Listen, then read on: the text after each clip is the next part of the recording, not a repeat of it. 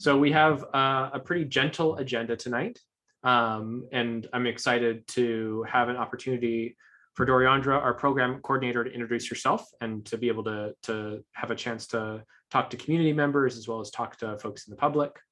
Wanted to first pass it on to Gail for an agenda review, do an approval of our minutes from July 21st. But before I did, I wanted to give everyone here a heads up that this is our board meeting. So we function as a 501c3 nonprofit organization as recognized by the IRS. And so these meetings, our board meetings, are held on the third Wednesday of every month so that we can conduct board business. The very unglamorous but super necessary bureaucracy of making sure that our neighborhood is served in the best way possible.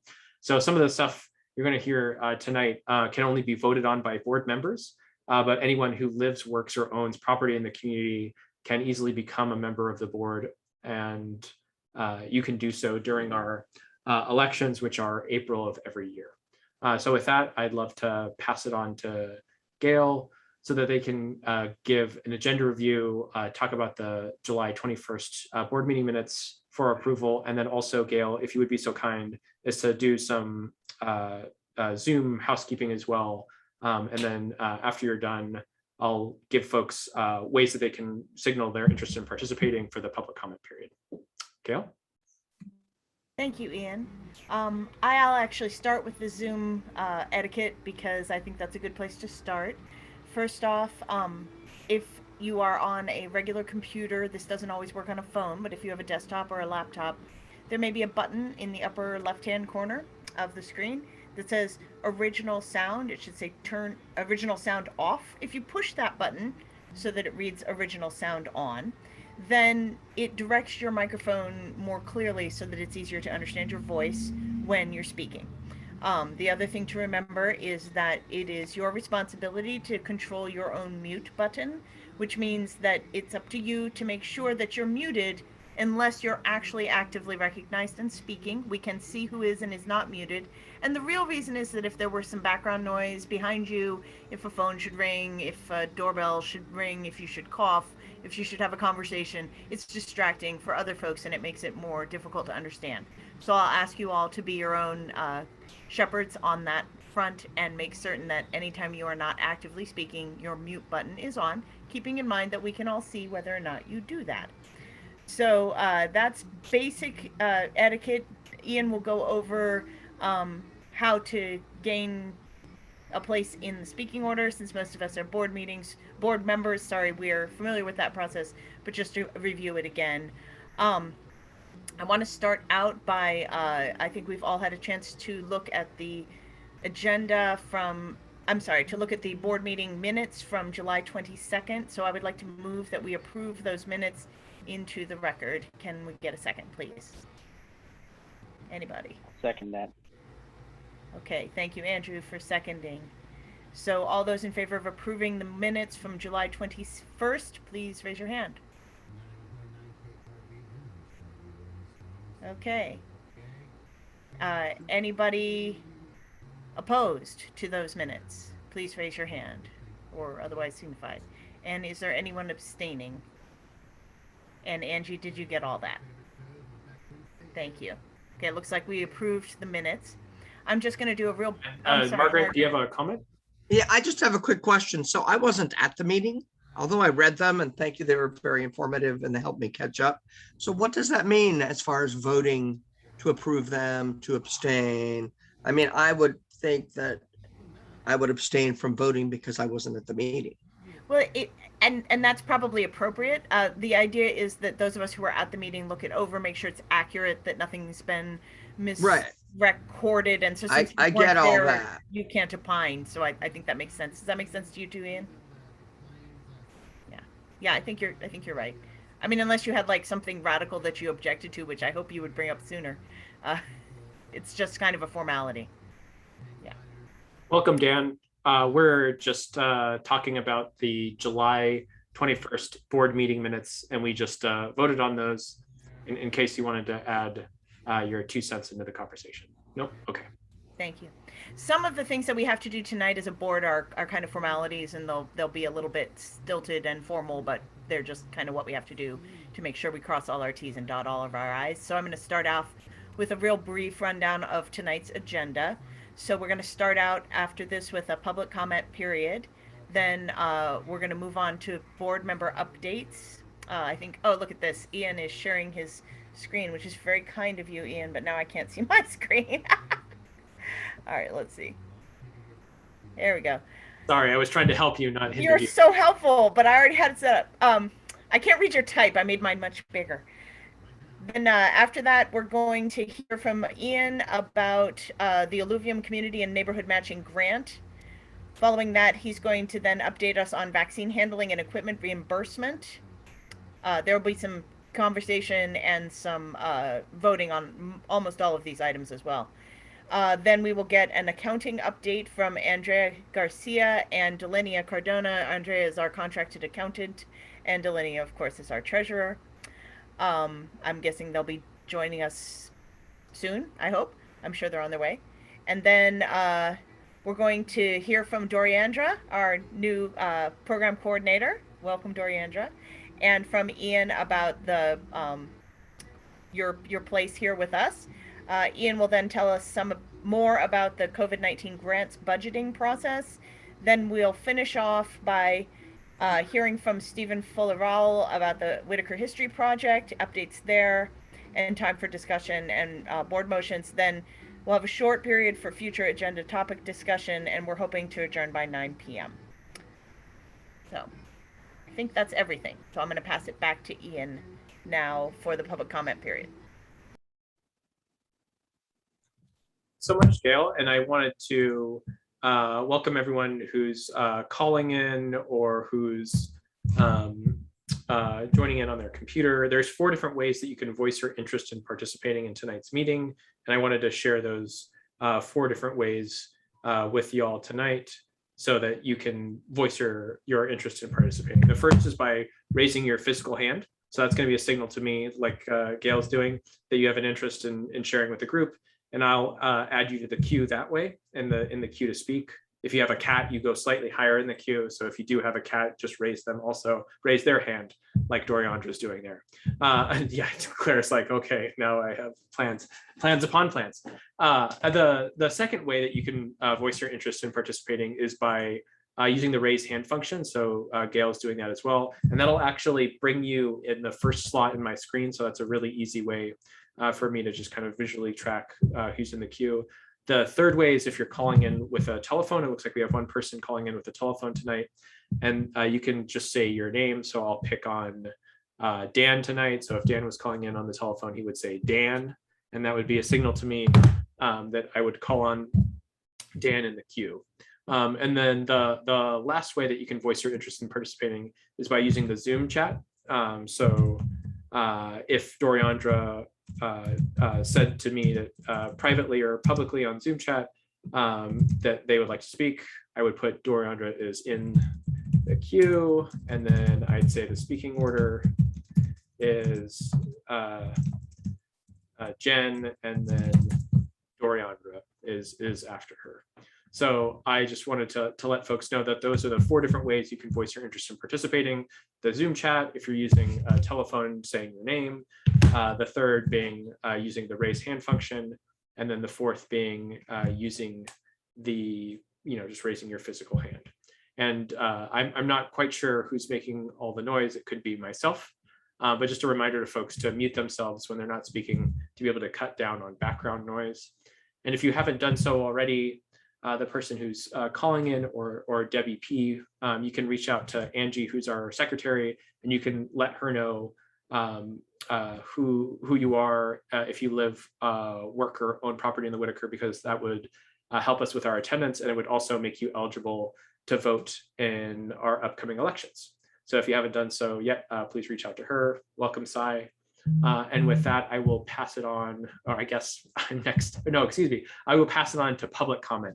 So I wanted to open it up to community members who'd like to share with the group any comments, concerns, desires that they have, or anything they want to see more in the neighborhood. So opening it up for public comment before we pass it on to board members for individual updates.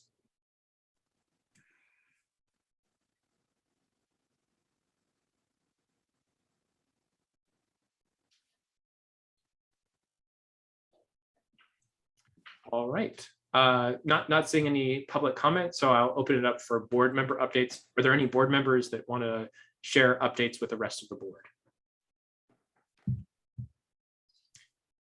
We've got Dan first in the queue. I'm going to call him Quick Hands Dan from now on, except you need to wear a cowboy hat that's slightly tilted. And then we have Margaret, you're next, and then Angie, you're on deck after Margaret.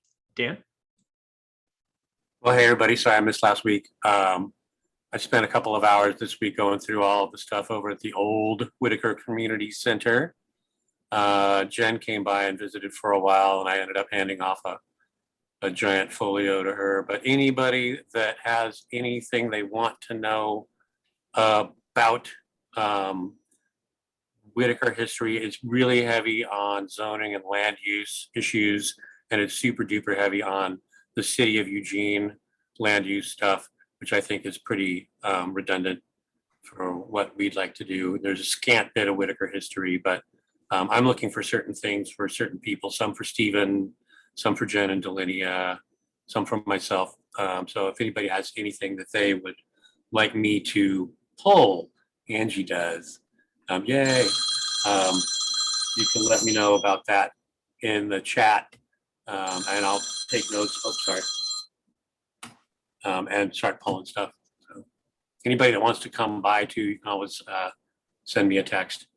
It's mind-bogglingly mundane, and it's super duper duper disorganized. I don't know what was going on over there, but bombs went off. So anybody that would like to help, say hey, and I'll find a time to snag you in. So that's all. All right, thanks so much, Quick Hands. Really appreciate the work that you're doing, and I feel like this is a perfect example of what a really kick butt board member is doing. It's the unglamorous but super necessary work, and we're in a real danger of losing a ton of our history that's relatively recent, less than 50 years old, but still, if we're not stewards of this history, yeah, we could lose it really quickly. And Dan, I just want you to know that I've got your back. I'm looking for grant funding so that we can hire an archivist to help you out, so that this would be someone that you would manage, basically, who would digitize and scan our files and archive them. So I've got yeah, I've got a lead on one grant in particular, and I'll probably email you or text you about it. And then Angie, do you have a comment about Dan? So feel free to share, and then Margaret, it'll go right on to you after Angie's comment. I would love if whoever, as we're talking about grants and hiring, we could have a PDF synopsis that we could share on the website, so people could come in and access that history in kind of a succinct way. But I'd love to add that too, as we're thinking about grants, the grant. Here's something I found today, by the way. If you can see this. 1994, I believe, something like that. So anyway, that's what I'm looking at. That's the only thing that's not a soiled piece of paper. That's awesome. Yeah. That's super cool. To the victor goes the spoils, I suppose. Well, sure, medium size. That's a fun cool. So we'll go on to Margaret next. Margaret, you're up next, and then Angie, you're on deck. So I just wanted to let you all know that on the 29th, we have a table at the Whiteaker Market. Margaret from EPD is going to be there. We actually talked a little bit today. She's going to, Angie, she is going to bring some coloring books, crayons. She's going to try to find some bicycle helmets, that kind of thing. I had talked to Thea earlier, who said, informed me that I'm sure that some of you guys read her post on Facebook that someone was going up on porches in her neighborhood. Claire, I know you know all about it. When she talked to the police, apparently they're getting less calls than they've ever gotten from our neighborhood, even with things like that happening. So I talked to Margaret about that a little bit, and she's going to see if she can reach out and be a bit of a liaison to assist people with that stuff. So anyone, I know Angie has had a something come up. No? Okay, never mind then. So yeah, so we will be there on the 29th from 10 in the morning until 4 in the afternoon. I have some other updates, but do you want me to wait, Ian? Mine is in line with what Margaret's talking about. Can I just add on to what she said? Please.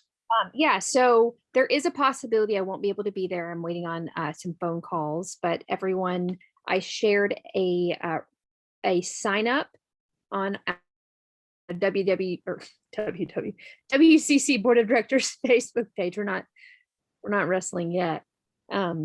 To sign up, if you can come for, I think I did them in 3 or 2 hour shifts, depending on the time of day. But if you can come out, it was a really nice experience. The things I want to share have to do with the people we met and some of the suggestions.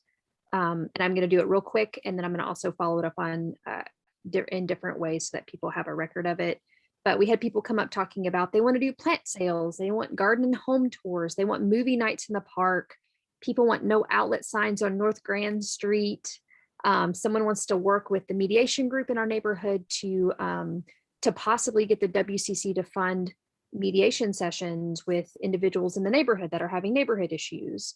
So a lot of really interesting people that came up, very supportive of what we're doing, very excited about our vaccine clinics and our messaging. It was a great experience. I was a little nervous, but it turned out really well. So if you are able on a Sunday to come out, we have 3 left. We have 3 left. So one the last Sunday of this month, one the last Sunday in September, and then October 10th, I believe it is. Thank you. Yeah, that's wonderful. Thanks for sharing that, Angie. And I'd love to take a last one of these last Sundays. And then Margaret, you had a couple of other board updates as well. Is that correct? Yeah, well, so a while back I did some quotes for an AED and first aid kits, which the AED quote is good for 30 days and it's been about 40. So I just wanted to bring that back around and see if that's something that we're still looking at doing, or have we put that on the back burner? And any ideas on that? Is that?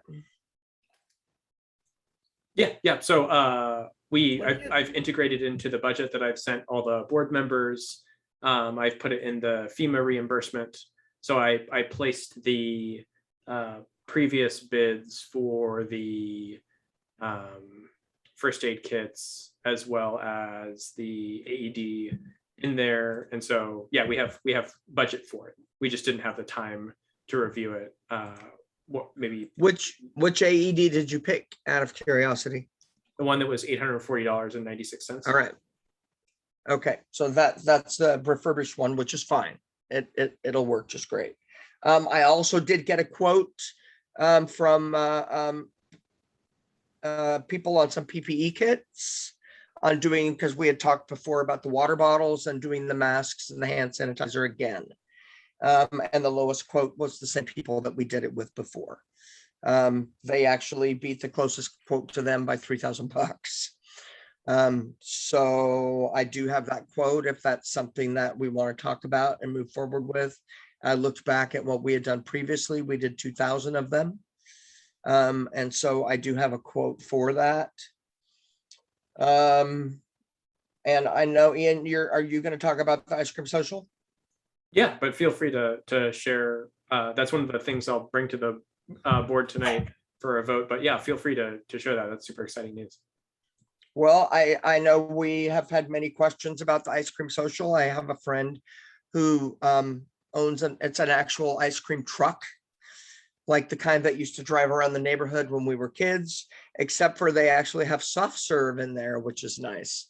It's not just fudgesicles and dilly bars. They do. So I talked to them. They're pretty popular. they sell on average, they're selling things like chocolate sundaes. They do real ice cream shakes. They have a lot of specialty items that are selling from, oh, I don't know, about $7 to $10 a piece. It's not like when I was a kid and you could go to the ice cream truck with a quarter and buy everybody in the neighborhood an ice cream. But they have agreed to come and for 5 hours on Wednesday, 2/25, the 25th of the month, to do an ice cream social. What that means exactly, I don't know if we've discussed that. I don't know if you discussed that in the meeting that I wasn't here. To me, it would make sense that we did it before, like we did it in Scobert Park. I don't know what's happening with, I know, COVID is a concern. Before, when we did ice cream socials, we would actually have someone come and meet people, somebody from the community. So I'm not sure what we're thinking and what it looks like. Yeah, thanks so much for that, Margaret. And so one of the items up for approval tonight by the board is the $500 for the ice cream social. We've already approved as a board materials for promotion and outreach. And so, hi Drea. So we're in a good place with that. But yeah, once the board has a chance to vote on those pieces and approve them, we can talk about logistics for next week. And Doriandra is already in touch with the ice cream folks. So yeah, we can talk about logistics and promotion then too. I've got a couple of just really quick updates for folks. So we have received the Lane County Public Health Vaccine Hesitancy Grant. So that's $25,000 for vaccine incentives, and then $60,000 for vaccine confidence messaging. So that's super exciting. And one of the things that I've consistently heard from board members is how can we get more money in the Whiteaker and a big enough percentage of funding from our grants in the Whiteaker. So I'm hoping that with our incentives, we can really use all that incentive funding to fund local businesses and keep that funding in the Whiteaker. The second is safe sleep sites. So we're actually not going to have any safe sleep sites, unfortunately, located in the Whiteaker. We're going to have those kind of Whiteaker adjacent and kind of close to the Whiteaker, but none of those safe sleep sites, the two of them that were on 6th and Fillmore and 6th and Chambers, the property owner decided to not go and use those for the city sites. And then two things really quickly, eWeb, the eWeb property that was going to be used for those two reservoirs, that decision has now gone to the Land Use Board of Appeals. So there's nothing that the Whiteaker Community Council or any other organization can do right now. It's to LUBA, it's called, and that's what the decision is going to go to for a little bit. And then last is the train quiet zone. So I talked to Sam Hahn, who's a former board chair, and the city now is moving forward slightly with its train quiet zone. And so I emailed Dan and Claire and Andrew, who are part of the transportation committee, and I'm hoping that we can have them lead information gathering on what are some of the next steps around the train quiet zone, because it's going to have a pretty big impact on gentrification in the neighborhood. As there's no rent control for the quiet zone, people didn't want to live here, and it decreased property values because the train was so noisy. But now that there's going to be this proposed area of quiet in the Whiteaker for the first time in the Whiteaker's history, except when the rail spur wasn't going through here, there's a potential for it to pretty severely impact the cost of housing. So I want to find ways to mitigate that if we can. So I wanted to move on to some of the pieces of our agenda. There's some stuff really quick that we've talked about before as a board, but I'm excited to be able to kind of share with folks what we've kind of the progress that we've made since then. So one of the motions that I wanted to make time for tonight is for a discussion and a vote on Alluvium's neighborhood matching grant. And so for those of you who are just joining and haven't heard of a neighborhood matching grant, the community neighborhood matching grant program is a City of Eugene funded program that began in 2000, and the city of Eugene has funded 146 projects in neighborhoods across the city. And lo and behold, many of those projects have been in the Whiteaker, and the impact is beyond the financial investment, but it's a community investment too.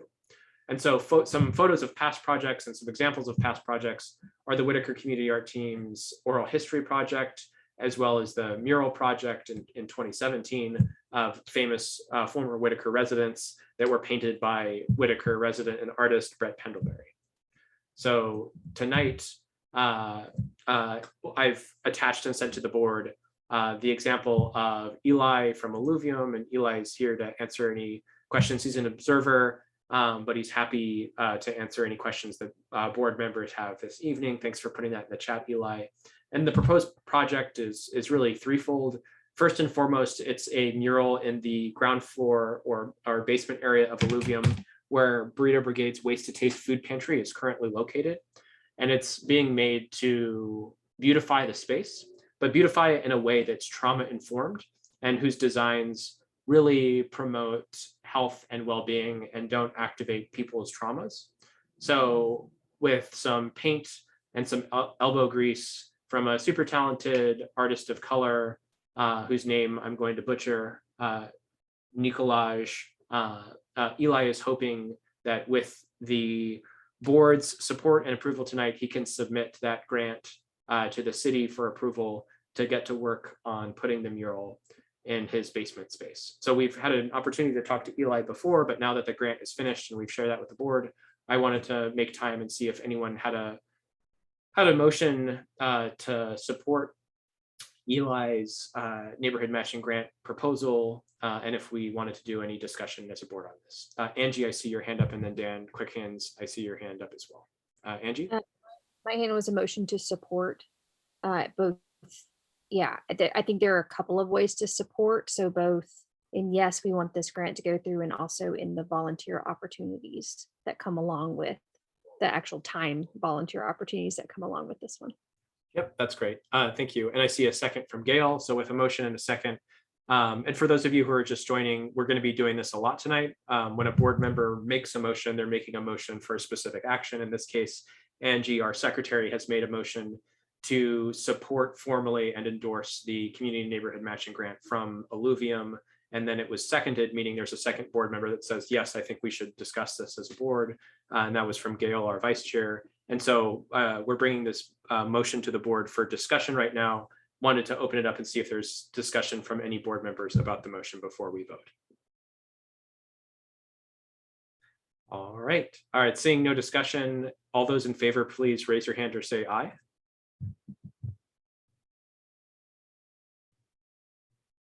Okay, I think that was unanimous, but I'm going to, oh, I see. I think Angie has a point of order. Angie?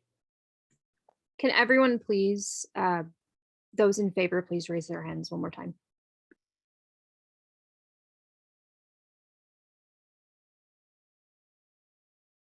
Great. Yeah, I think that is unanimous. And just wanted to say congratulations, Eli. I'll plop in my signature tonight so you can send that off to the city of Eugene.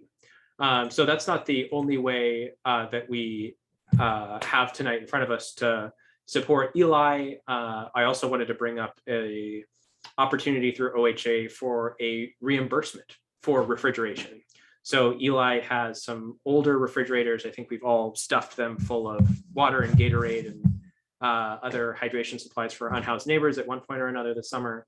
And so Oregon Health Authority is providing up to $1,000 to community-based organizations to purchase a refrigerator for use during clinics. And so we can use these refrigerators for things like supplying cooling supplies for unhoused neighbors, beverages for wellness clinics, or actually housing vaccine doses. You know, we vaccinate between 11 and 36 people, depending on our clinic, but still, you know how doses are, always needing refrigeration and whatnot. So I wanted to make a motion tonight that we use the vaccine handling and equipment reimbursement for a refrigerator at Alluvium to support our ongoing wellness clinics that we now have scheduled through December. So we previously had them through August. We've reached back out to Lane County Public Health. I know that's going to be big on the docket tonight, but my motion is that we use the up to $1,000 reimbursement for the purchase of a refrigerator at Alluvium. And my motion would be up to, but no greater than $1,000. So we wouldn't spend any money from our grants. It would be just using this reimbursement program to purchase the refrigerator. A second. Sweet. All right, so we've got a second from Angie. Opening it up to discussion from the group. Is there anything that folks want to discuss about either the program or the motion itself, or what we can use the refrigerator for? And then Jen, I see your hand up, so you can feel free to jump right on it. Oh, but I'm afraid you're muted, Jen. So can you explain to me the reimbursement process? I can't hear you. Nicely done, Jen. Nicely done. First it was me, and now it was you. So if I could, I think what I'd like to do is just share with you, voila, Oregon Immunization Program, funding available for vaccine storage and handling equipment. So we're going to send in our W-9, and then we'll use this invoice template, and we'll make the purchase first. So what we'll do is we'll make the purchase and then request reimbursement, and then get reimbursement from the state. And we could, have it sent directly to our PO box, or we could have it sent to an electronic wire transfer. So this kind of goes into the unsexy part of it, but it's coming out of CARES Act funding, and it's up to $1,000. Thank you. Yep, you're welcome. Was there anyone else who had questions for the discussion section about pieces that they wanted to talk about tonight about the, gosh, now I'm forgetting the name of it, the vaccine storage and equipment handling?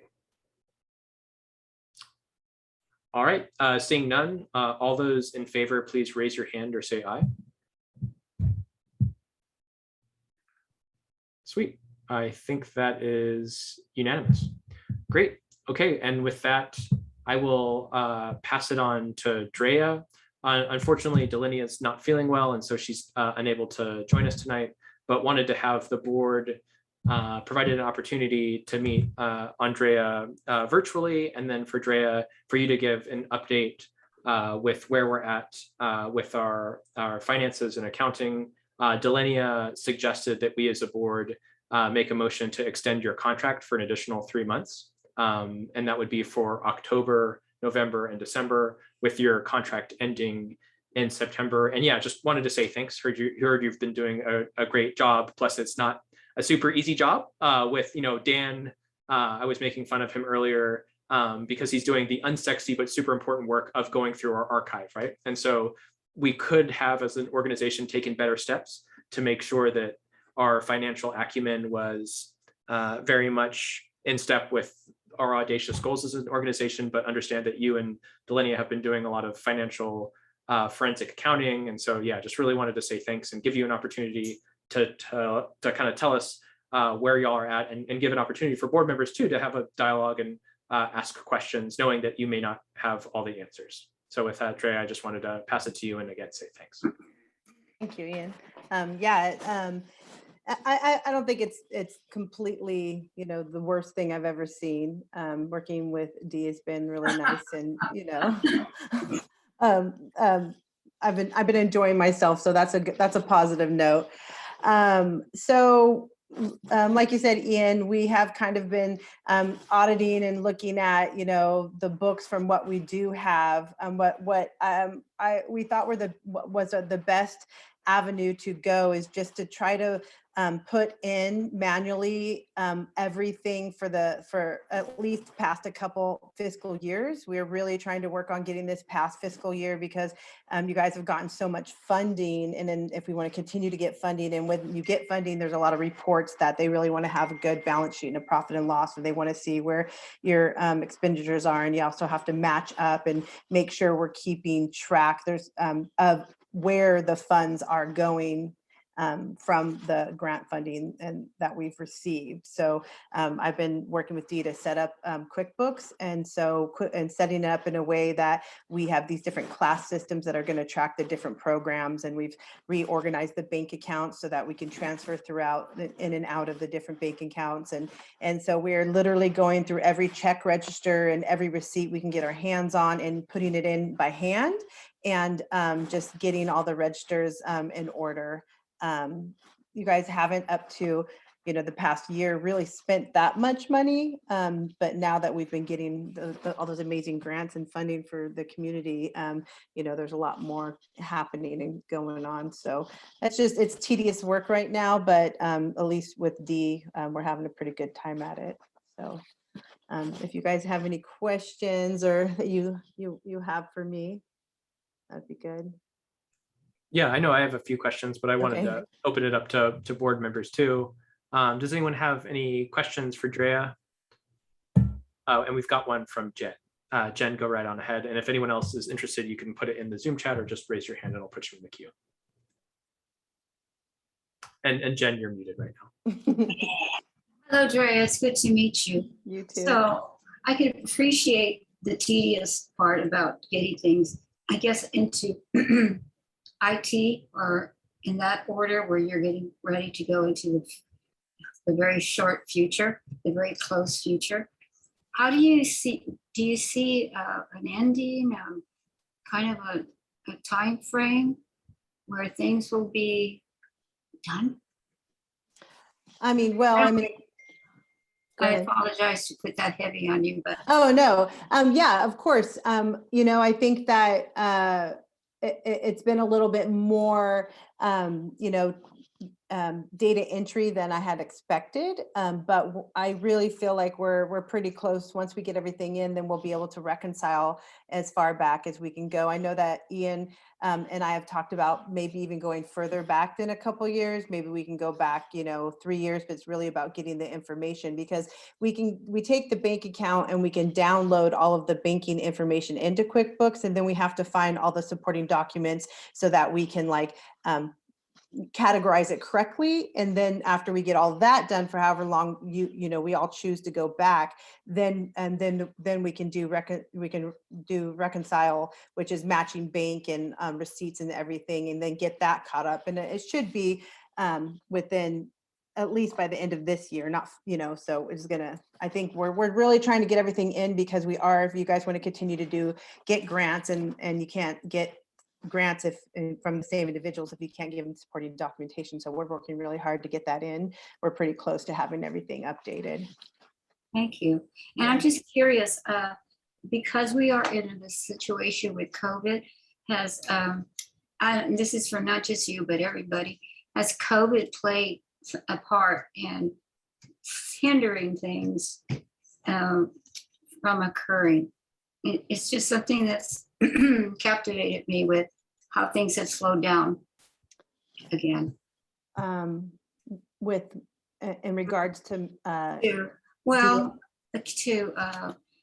meeting with the people that you need to meet with, interacting with whoever you have to meet with, because we tend to be able to do it differently than in the past, not go in person necessarily.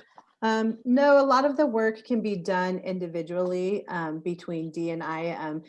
But it goes much quicker if we can do it together. And also, by all means, it would be lovely to sit around with some of the board members that have been here for a while and get some good information about what it is and where things need to be categorized and why we spent the money we had. So that on that aspect, yeah.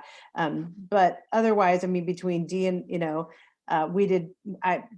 two other places I've worked just got shut down because we've had positive COVID tests. So Dee and I couldn't really get together. So the past couple of weeks has been slowed down a little bit because we need to sit and spread out and have our computers out and get all the papers and pile them and get them in order.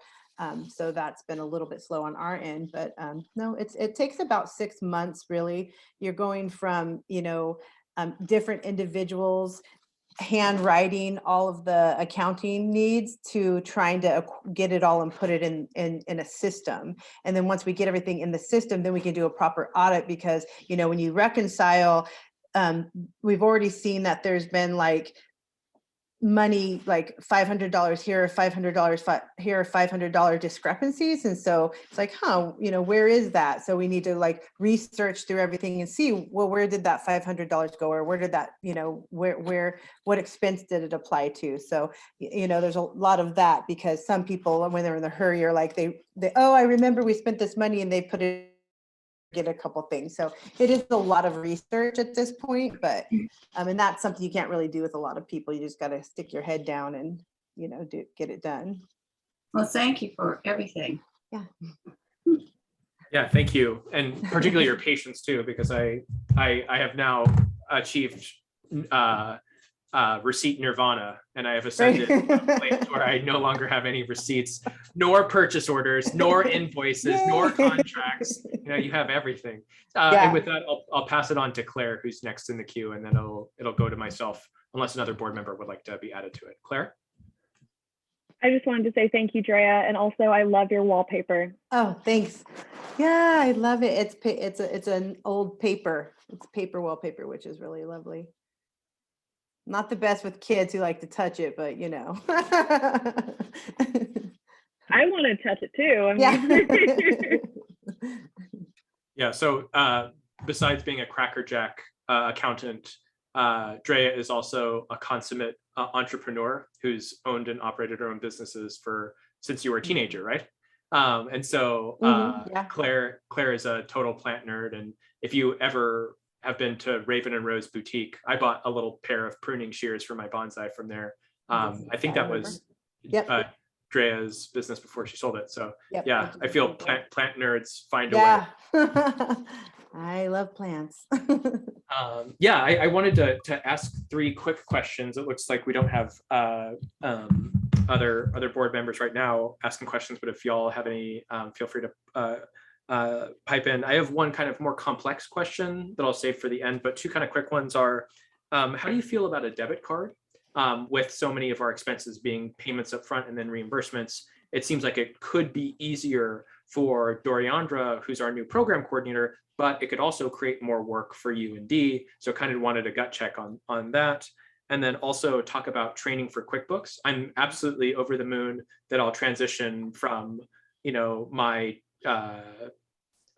Google Sheets into QuickBooks. It'll make it really easier for me writing grants, right? Like I think I've shared with you some of my piecemeal profit and loss balance sheets that I've created, but a QuickBooks template that is not. So yeah, just those 2 really quick. What's kind of your gut check on a debit card? Any suggested controls for that? And then also kind of QuickBooks training, is that going to be something that's offered to us by Delinea, or is that something that you would be able to do for select board members, or maybe orient us to resources so we could train ourselves?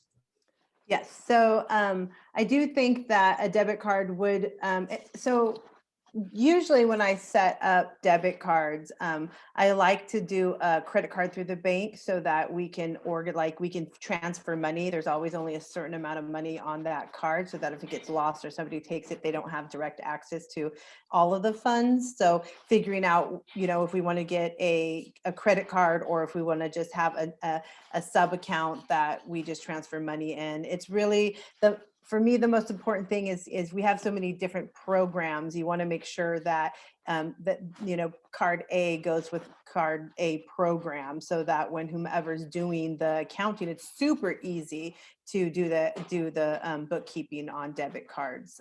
They also have to be reconciled, but it's like getting the receipts, making sure people get the receipts. But I'm all about the debit card because D, I'm sure gets overwhelmed a little bit with people needing checks all the time for like, I'm going to buy, $5,000 worth of gift cards. That really doesn't need something that D needs to like write a check for. That's more time consuming than if somebody just uses the debit card. I think if we're going to have one debit card though, the treasurer probably should be in control of that, and it could be a checkout that somebody needs to check it out, and then they need to bring back, we'll have a sheet that you bring all your receipts back and you write down what you purchased and what department or what part of the organization it was purchased for, and then that's helpful. But I think debit cards are good. Yeah, that's super helpful. I mean, we do that with our gift cards, right? And so our gift cards are nowhere near as much funding attached to them. I have another question that's kind of larger, and it's around financial best practices. So for one of our grants that we're receiving through FEMA, we've initially, and we've just received it on Monday of this month, $150,000 for our what we are calling our wellness clinics, but basically it's our vaccine clinics where we have co-located with other nonprofit organizations. And one of the things that they're asking is that we have we can request up to another $150,000 by December, and we could certainly spend the money by December, but they're asking for us to invoice, and I think kind of net 30 before we reimburse. So it would be tough for us to manage that cash flow balance. Except for that, we've received another grant for $85,000 from Lane County Public Health. So if they directly transferred that $85,000, I think we could use that $85,000 as a cushion, spend the $150,000 by like November, and then in November, December, spend the other $85,000. So I was wondering if you could kind of give some initial thoughts around cash flow management and reserves. If we should have like a 1-to-1 reserve, if you think that $85,000 is enough to act as that kind of floater for the $150,000 that we receive once we've spent the initial $150,000 from the FEMA grant. Well, they want us to invoice them, is what you're saying, which is pretty easy. You can invoice through QuickBooks. Yep. I think it really just depends. Looking at the cash flow, we have to kind of have a budget of where we want. I have to see the budget and what we're going to spend it on and what you think we're going to spend it on before coming up with what a good cushion of cash flow would be. So we can go over that, the budget, and then we can look at the cash flow. Cool. So I've Yeah. got a budget, and so we voted as a board that now individual board members will be the liaison for contractors, so you don't have like 11 other people, even though myself and everybody, all the other board members are wonderful people. I'm sure you have better things to do than have like 12 different individual emails. So what I'll do is I'll send to Delinia the draft spreadsheet for the FEMA budget so that you two can connect on what y'all think is a good cushion or reserve to have with respect to cash flow, because we as a board are going to vote on some expenses tonight, and then we're going to come back probably another week or 2 weeks around the rest of our expenses, because we're getting ready to spend these grant funds. And you have set up budgets for all the different grant funds, correct? I'm about to show you so many colors right now. I've Oh my I've seen your goodness. budgets. They're great. They're very efficient. Yeah. I wish they were on Excel though. I know. I'm like Google Docs. Ew. Haters gonna hate. So we have one last question from Jen before we move on to You had another question though too, Ian. QuickBooks training. Yep. QuickBooks training. So QuickBooks training, it's really simple. We right now we're doing online, and so once I know that we're having you guys are doing some changes about the different kind of departments within the organization. Multiple people can have logins, and they can have, some people can just get on and do invoices. Some people can put, do expenses or something. So we definitely will. It's super simple as long as I lock the books. Once we get the books in place, and another thing we need to do is that taxes have already been done on some of the past years. So I have to get those taxes, and I have to match all of the books to the taxes. So I have to because since we've already done our taxes, the books have to match the taxes. So when I get the tax returns, after I match the tax through all the journal entries and stuff, I'll lock the books. And every time I do a reconcile a month end close, I lock the books so nobody can change anything without a password. And the only people who have the password will be myself or D, or the treasurer. And then you'll have to ask. So when other people can get in there and learn, it's a great skill to know QuickBooks, especially if you're a business owner yourself, or I love teaching QuickBooks. I think it's a really simple accounting system. So as soon as we get all the books in order and we kind of get our systems in place, then by all means, we'd love to have a meeting to let everybody know how we're, because, and also like how we set up our chart of accounts and how we're looking at our expenditures are really important for you board members to know, so that when you're spending money, you kind of get a good idea of where it needs to be categorized or where it's going or where it's coming from. And that's really important as well. So I think a training is a good thing. Thanks so much. And we've got one last comment from Jen. Jen? Yes, thank you, Dre. It's so good to have your input. I can't tell you how much it's just kind of putting the framework around what other parts of the framework is occurring. And earlier you mentioned, and I don't know if I understood it correctly, training for QuickBooks. Could I get on that list? I am interested, and I'm not sure where it's going to take me, but neither is the project that I'm working on.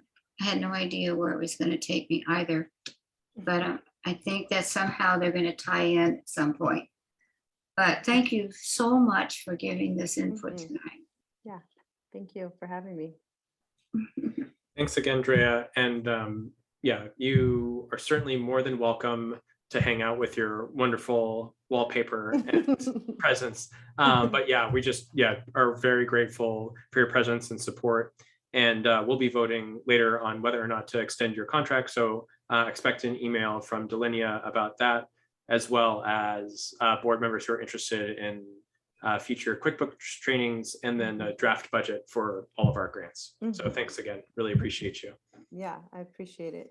Okay, well, I'll probably take off. I know you guys have stuff to do. And if nobody has any more questions, I'll go hang out with my kid over there. Cool. All right, have a great night. Yeah, you guys too. Thank you again. Bye. And with that, we're going to pass it on to another wonderful contractor that we've just recently brought on board. For those of you who haven't met Doriandra, she is our contracted program coordinator that has taken over management of our vaccine clinics, as well as our programs and projects related to our COVID grants and activities. I could say that she's just done a tremendous job and taken over for quite a bit of meetings and quite a bit of projects.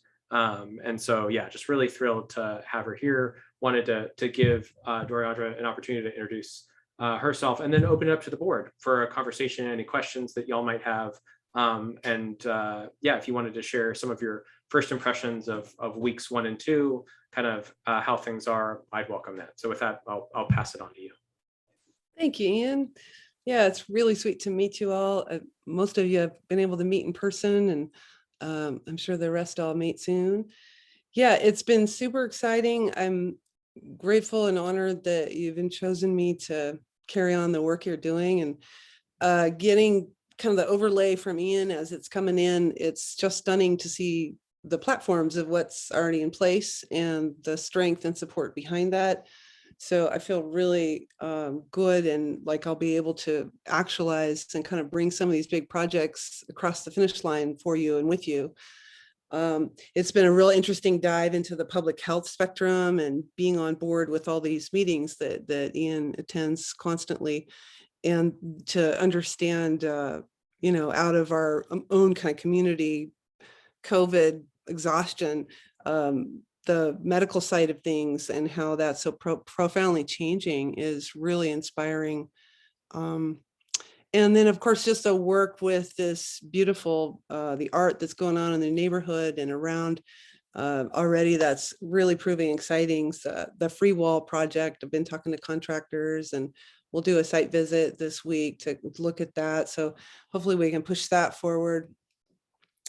And yeah, I think just overall, I'm super excited about this work. I come from a lot of big organizational stuff, and a lot of it is performing arts and music. And so this is so meaningful in it's work that matters in a community sense. So I'm really enjoying my first 2 weeks. So yeah, I'd love to answer any questions, or if you guys are wanting to know what we're up to, or yeah, Dan, love it. You're up first. Well, as you know, I was calm last week. So Doriandra, hi, good to meet you. Could you just summarize for me quickly what your role is? There you go. Sure. Yeah. So it's program coordinator, and Ian has entrusted me with actualizing many of these grants that the fine points of them. So the first part of it, of course, is the COVID vaccination clinic. So that's running it. That's recruiting a strong volunteer base that will guide us and kind of take some of the pressure off of the board members that have been doing it thus far. And then with that comes creating like a bigger base of folks that are on board for Street Team event, distributing the flyers, getting the social media out and strong. Part of it is addressing some of the, a lot of it clearly is this educational outreach and trying to bring a sense of confidence to those that feel COVID vaccine hesitancy and adversity, which is really the problem we're seeing. The surge is rising up. So it's some creative thinking about how to navigate that and push the amazing campaigns forward that you have as a community already established. That the work of that is amazing. It's neat to, to see that as the pandemic was rolling out, the bus, all that. So it's pushing those campaigns forward. And then also it's the tying in of the art projects that can be a platform to reduce vaccine hesitancy and adversity. So to see those, how Ian is layering those ideas is super great. And that's a huge part of the job. Okay, thank you. Yeah, that's all. Thank you. Thank you. Thanks, Dan. Is there anyone else who has questions for Doriandra this evening? We've got one from Angie, and then if anyone else wants to jump on in, you can raise your hand or just chime in. Angie? Hi, this is actually a combo Ian Doriandra question. All of us are very excited about what we've been doing volunteer-wise. What is the best way to get ideas or thoughts, or how can I get involved types of things to you, Doriandra? What I know we talked about an intermediary. Can we talk about what that's going to look like? Well, the best way to get ideas to me from you, is that what I'm understanding? Yeah, let's talk on phone or emails, or yeah, I'm available for you whenever you need. Pretty much 8 to 3 every day is my working zone.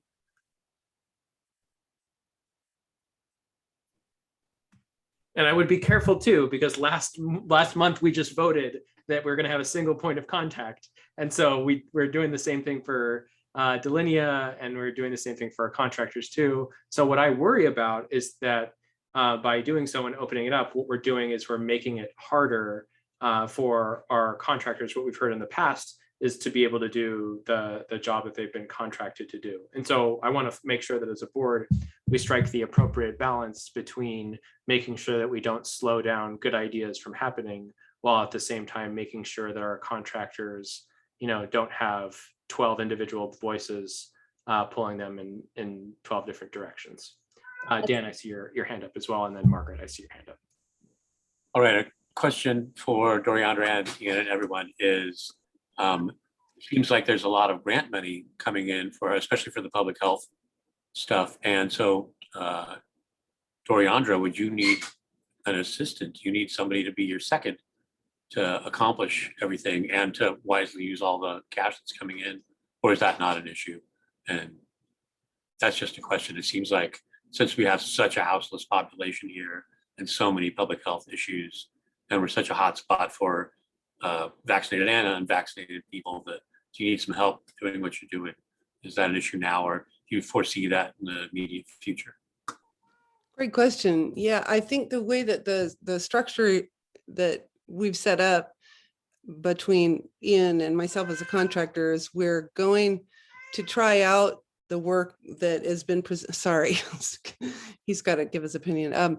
Well, he's currently your assistant, so his position would be displaced. Yeah. He's actually managing me, so that's yeah, I think I like that thought, but I'm also, a large part of this job is the volunteer recruitment, and that's a specialty of mine. And I feel that we want to create a solid base of folks that can do that help. And so whether, how that breaks down into categories, whether it's, help with street team or whatnot, it's very plausible that depending on where this goes, I mean, that may be something that could be added in. I just don't know if that's really on Ian's page right now or in his wheelhouse of thinking. But for now, I'm good with interacting with Ian directly, and if the work becomes so huge, then I'm sure we could revisit that. And I think it's a great idea too, Dan, as we start to think about how can we expand in a sustainable way our footprint. And something else that I wanted to share, and I wanted to go to Margaret after this as well, and then I have a suggestion for Angie afterwards. You know, what I've heard from different board members consistently is how are we making sure that the money that's going to the Whiteaker stays in the Whiteaker? So I've shared with all board members my draft grant spreadsheets, but I wanted to make sure that you could see these pieces in the bottom. Dan, everybody else, can you see these like two little things? So it says money in the Whiteaker, right? And these are all suggestions, right? I'm going to propose some motions where we, authorize some spending of some money, much like we did back in July for our clinics from June through August, but now it's for September through December. So for this grant, 28% would stay in the Whiteaker. For this larger grant for 300,000, there's portions that we haven't put in yet and haven't allocated. So this one's lower at 4.2. And then this grant that we have until June of next year, I have it at about 45%. So what I've been trying to work towards is a magic number. So this one's kind of low because of the second grant that I showed you, but my kind of magic number is a third, right? So what I wanted to be able to do is make sure that about a third of our funding, and that'll change on what we're spending, right? Like Eugene Weekly isn't in the Whiteaker. If it was, a lot more money would go to the Whiteaker, even though Eugene Weekly is here. If LTD, nice cat, Andrew, well done. If LTD was in the Whiteaker, then a lot more of our money for our first grant would have been spent in the Whiteaker. But yeah, we need to find that balance of making sure that, money going to us, or me as a board member, I want to find that balance between making sure that money that we receive in grants both goes to the community and that we message our community effectively so that we're reaching folks. So that's one of the points of tension that I've been trying to navigate too. And Jen, I see your hand up. I'll put you in the queue right after Margaret. So Margaret, you're up next, and then Jen, you're on deck. So I just want to address what has worked for me as far as talking to Doriandra and Ian. And Ian we voted originally that Ian is the point of contact. If we want to discuss something with Doriandra, if we have an idea, then it goes to Ian. But it actually for me is working out really easily. It's simple. I've done a few things. Ian shoots me an email and says, hey, can we do this? CC's Doriandra on it. And then as we continue conversation, I keep him in the email, I keep her in the email, and she gets all the information, and it all funnels through Ian, and Ian is privy to everything that's happening as it is supposed to be. And anything that goes beyond what are my responsibilities or what I'm taking on in the moment, they both have all the information together. So, so far for me, and we've had a few things that we've emailed with, it's worked out well. It's not difficult. It actually is nicer for me in some ways because it's not, that way they both have all the information, and that way I know that the bases are covered, if that makes sense. Yeah, thanks for that, Margaret. And nothing is written in blood. Fortunately, unfortunately, for those of you who love the Scarlet Shade, nothing is permanent. So we can, as a board, if we vote one way in July, we can vote a different way in August. That's what makes us a board, right? We can, believe it or not, even organizations can change the way that they nah. Right? Yeah. And so I would just invite anyone who has ideas to come to our weekly grant meetings that we've started again. So the third Wednesday of every month is, of course, our public health and safety meeting. I don't even know if I share this, but Anand couldn't be here today, but he does have some super exciting news. Unfortunately, his computer took a nosedive, but he is going to be the recipient of COVID rapid tests not he himself is going to be rapid tests, but he's going to get rapid tests from Lane County Public Health, and he's going to be trained on how to administer them so that he, as a board member, can administer COVID rapid tests at our wellness clinic. So that's super exciting news for us, and that's Anand is a mega volunteer with his work with the WCC and Occupy Medical.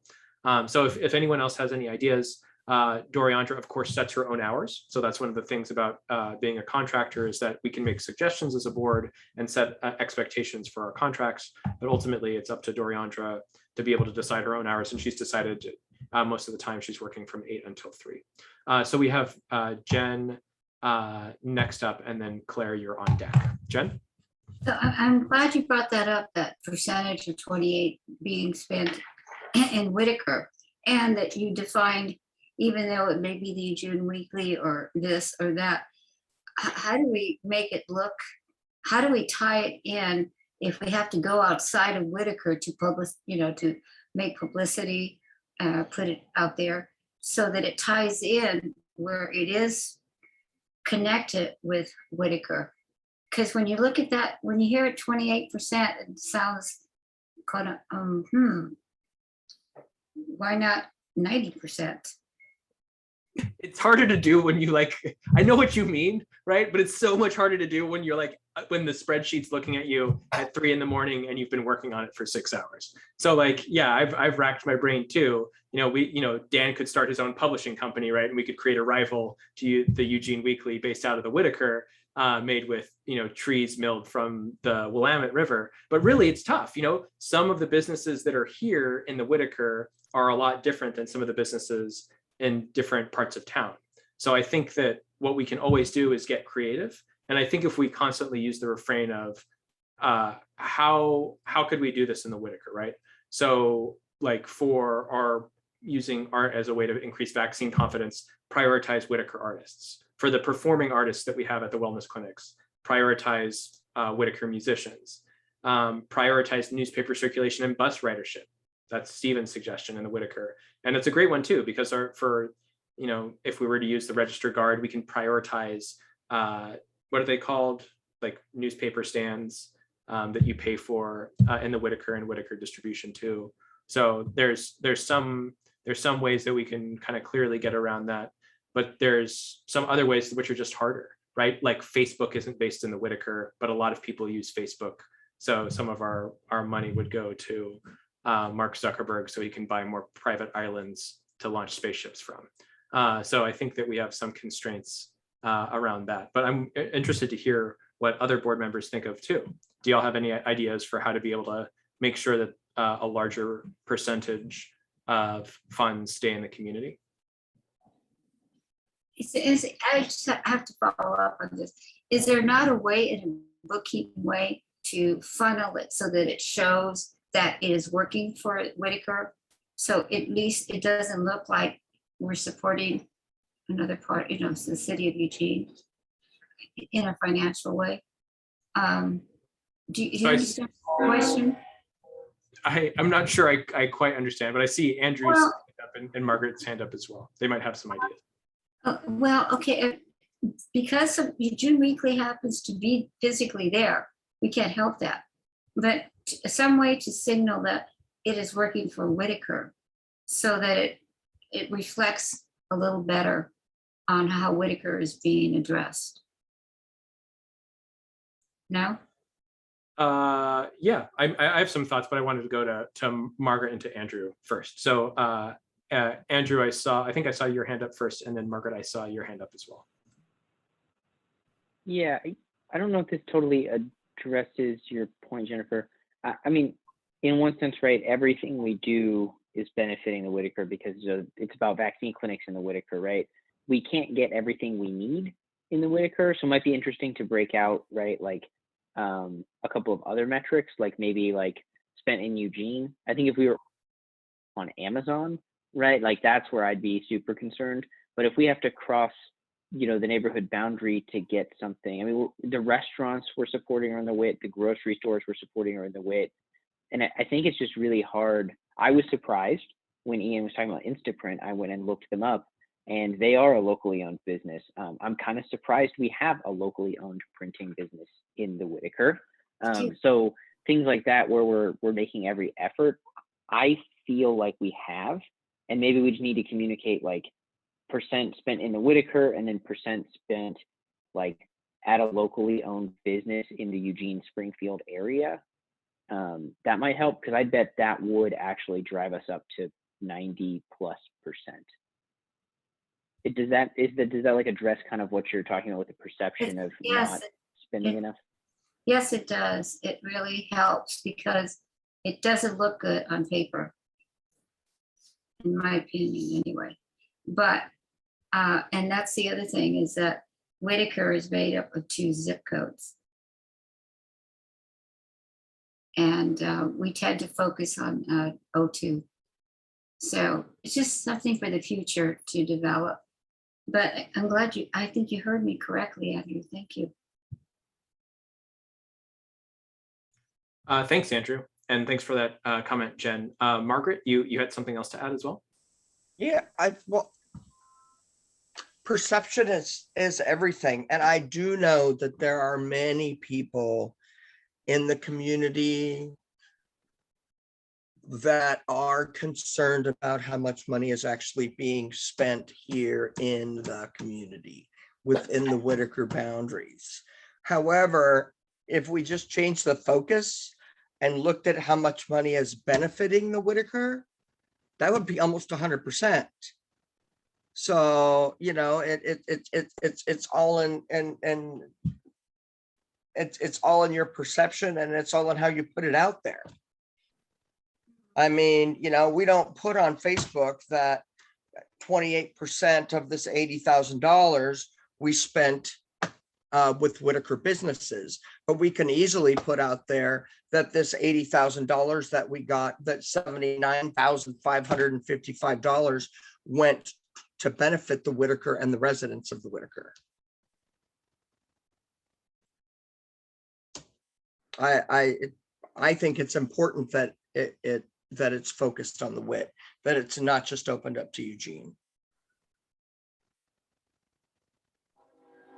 That's just my opinion. Yeah, but it's all perception.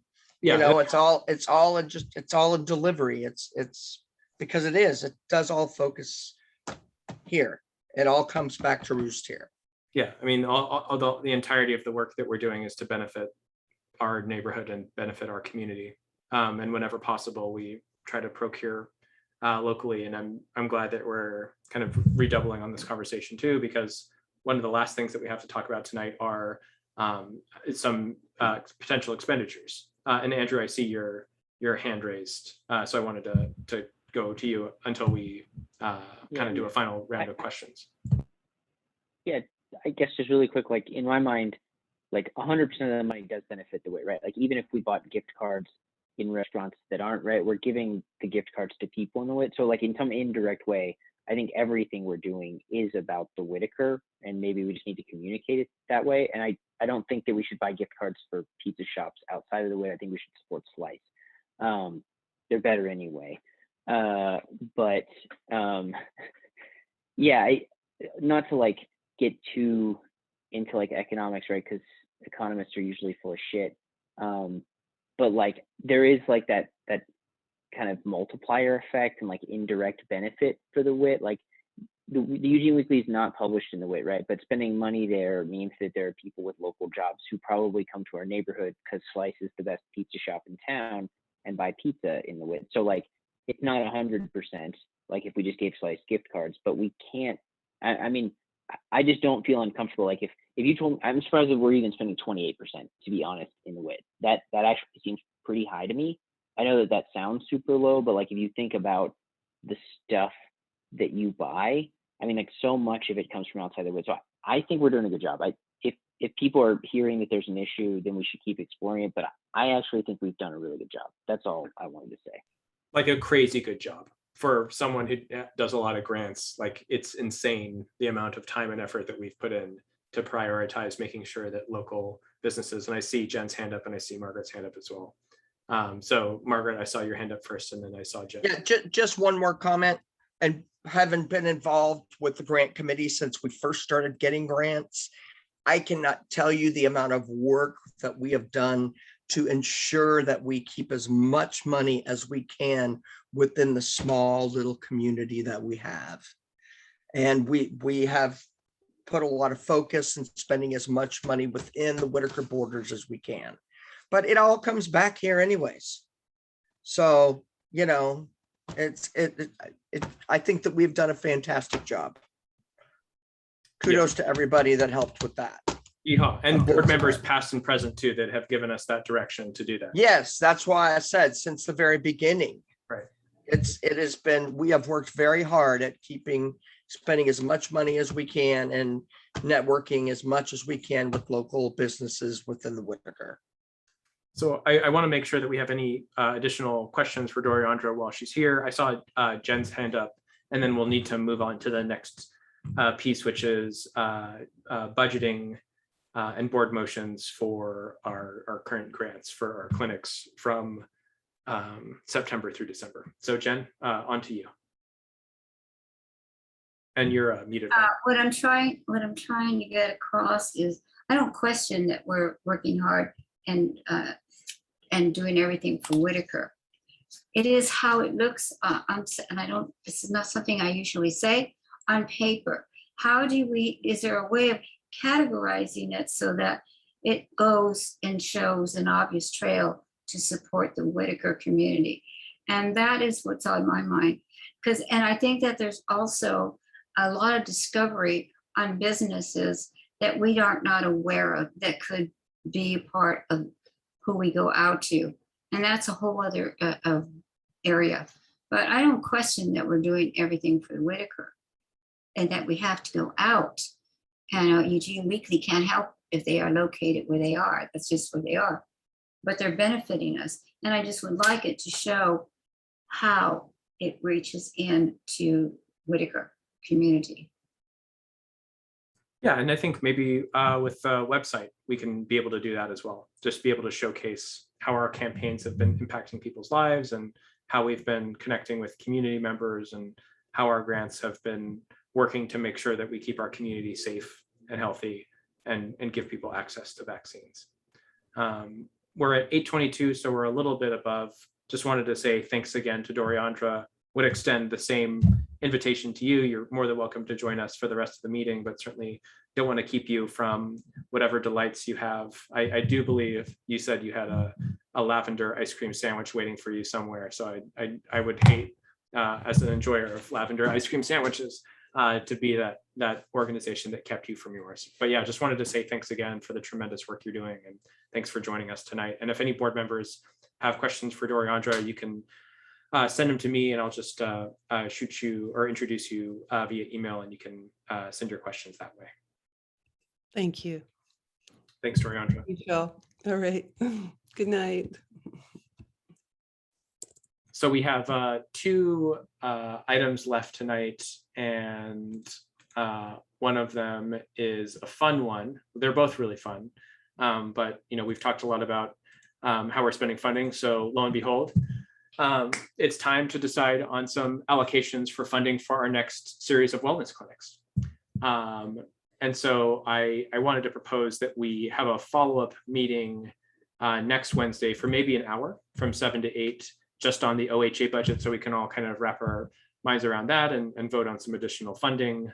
We could certainly wait for it. It's nothing's on fire, but I think it is important that we start to spend some more funding so we can start to execute on our campaigns and get more messaging out right now, because the cases are just skyrocketing and it's pretty scary, frankly. So I go back to the refrain of show me the money. It's Jerry Maguire. How can you not love Tom Cruise screaming when he's not jumping on an Oprah couch? This is just to show how complex, right? So these are two different grants, both through OHA, and they have a shared middle of expenses in the middle, but some of them you can only use for some things and other ones you can only use for other things. And so tonight, some of the pieces for approval are for our next 8 clinics. So we've just got approved from Lane County Public Health to do additional clinics on second Sundays and last Fridays, with a goal of 25 to 50 people per clinic. I have a sneaking suspicion we're going to be getting a ton more people at our vaccine clinics pretty much across the board, a lot of people have been approaching vaccinations and getting vaccinated since the rise of Delta. And we just got notice today that we're probably going to be the place where people get their booster shots as well. Community clinics are the places where people like to go. And so it's becoming clearer and clearer that we're probably, we're probably gonna be living with COVID for a while, and probably our clinics are gonna be the places that people go to because they know the folks there and they feel most comfortable there. So tonight, we've got about $32,000 in potential expenses, and I'm going to be passing the baton on to certain people who know more about the expenses than I do. The first expense that I wanted to get approval on, and I wanted to do like a motion for all of them, but we could do discussions on individual ones of them, is get an additional $5,000 in incentives. So that would be $510 incentives, similar to what we've done before. Spread the love around so it goes to more businesses. And as we've done in the past, have those exclusively be Whiteaker businesses. The second is the ice cream truck. And I'm going to pass it on to Margaret so she can tell a little bit more about the ice cream truck before I talk about Alluvium. So I talked about this a little bit already. The ice cream truck is a real ice cream truck. They're very excited about the opportunity of being involved in some and doing some COVID awareness and getting vaccine hesitant people. I told them, passing out the paperwork, that kind of thing. They will do a limited menu. It will be however much ice cream, happens to go for, I believe it is from 3 to 8 on Wednesday, the 25th. So they, like I said, they had soft serve, they have vanilla chocolate, or they can do the little swirl. And they have several other things. My thoughts on it is that that we do it at Scobert Park. I mean, that's where we've done them before, and that they park there. Do we need the city's permission to do that? No, we never needed permission from the city to host the ice cream socials there before. This should be no different. Okay, and yes, it's from 3 to 8. Gail, is what they're scheduled for. And I think that it would make sense that we also have people there with them, to talk a little bit about what we're doing. Or are we just going to have a lonely ice cream truck sitting on the corner and nobody knows what it is? No, I think there's some pretty easy ways. Like we could also have vaccine clinic outreach printed for each of the ice cream cones. When people order it, they just get a flyer. And then we can have some of the A-frame stands, right, with Whiteaker peeps on either side. So right. And, it occurred to me, and I don't know how you feel about this, and it is a week away, but could we see if, like I got tested for COVID last week because I had been at a few of the places in the Whiteaker that had shut down. And thank God it came back negative. But what if we talk to HIV Alliance to see if they wanted to come in the park for an hour or two and give free tests? Can we do that? Do we not have enough time for that? We can. It seems to me like we should put a table up anyways and promote our clinic as well. Yeah, we can certainly do that. Yeah, I think that we can at least reach out and see if anyone's interested in doing testing. Okay. Angie, are you still here? She put a note that she would be right back a bit ago. So I will reach out to Angie and see if she can reach out to them, if that's okay with you, because I know she talks to HIV Alliance. Great. Is it? And I'm yep. And I'm connecting Doriandra to them as well. So thanks for that. Really, really appreciate you reaching out and pulling a favor for us, because I think the community is going to be jonesing for it. And we have the good fortune of Wednesday, the 25th, also being the hottest day that we have left. It's going to be 93 degrees. So I'm sure people are going to be wanting ice cream cones. So Alluvium is a contract with Alluvium to pay them not only for our clinics through December, but also pay them for clinic space in March when we had the 500-person clinic there, as well as June and July. So what I'm proposing is that we pay Alluvium for basically leasing the entire building exclusively for our clinics whenever we have them, second Sunday and last Friday. And then also we would have use of the clinic space. So we would have a locked room for our use, dock off the roof. Wow. Yeah, so that's a lot. That's a lot to take in right now. That's a lot to take in.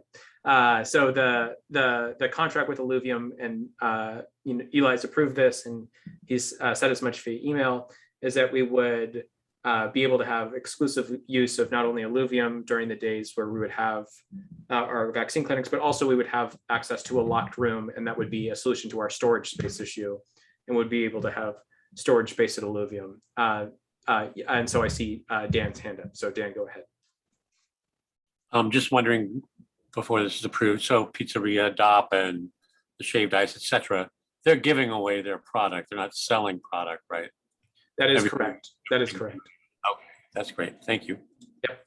And so Pizzeria DOP and Justice Shaved Ice, much in the same way that we're doing the contract with the ice cream truck, what we're basically doing is holding them for a certain amount of time in which they would give a certain menu that they're contractually obligated to give out. And like Margaret said, it's not always, the highest menu ticket items, right? Because then you could be operating at a loss, but it's an agreed upon menu where they serve it. And so whereas Pizzeria DOP would be working with us through December, Justice Shaved Ice would actually be only working with us through October, because I don't think a whole lot of people are going to be wanting to get shaved ice at our vaccine clinics in November and December in Eugene. That's just that's just a feeling that I have. So that's why their contract is a little smaller. HIV Alliance would be continuing to work with us during our last Friday clinics to do STI testing and to give out naloxone kits to people. Hot chocolate cart, yeah, absolutely. With Whiteaker grown chocolate too. So that's, we needed to go a step above. So Eugene Bleeds is exciting. Eugene Bleeds is a Whiteaker-based nonprofit organization that provides free menstrual supplies to female identified folks for free. So we would be contracting with them to create menstruation clinic, or whatever it's called, menstruation kits. And also they would be staffing tables, much in the same way that HIV Alliance does. So educating folks on of any age, period health. And yeah, they have a really cool mission. And I thought it was awesome that they were based here in the Whiteaker. So an opportunity to support another Whiteaker-based nonprofit organization. And then additional dividers. It says additional dividers at the bottom twice. It shouldn't. I'll get to the bottom one in just a second. Additional dividers, while not the sexiest thing, actually make setup and takedown a breeze of our clinics. And for any of you who've done setup or takedown, you know just how just instrumental it is to be able to set up things quickly, to give people space. And yeah, it's gonna make our clinics so much easier, and also give a lot of private space to people who need to chill out after they get their shot. So I think that it's going to be a boon for us. And the additional dividers, the one at the bottom, it actually should be $3,000, not $4,000, and that's for an additional contract with Drea. So that would be for October, November, and December. So that would take us to $31,079.80. Kind of dovetailing on the suggestion that Delinea had, that we extend our contract with Drea to be able to continue on the work that we've been doing with her for about 3 months now. So Dan, I don't know if you still got your hand up, because I haven't taken it down, or no? Okay, I'm gonna lower your hand. And then also I'm gonna pull up this again, but I'm gonna change some things really quick, just to make sure that it's accurately reflected.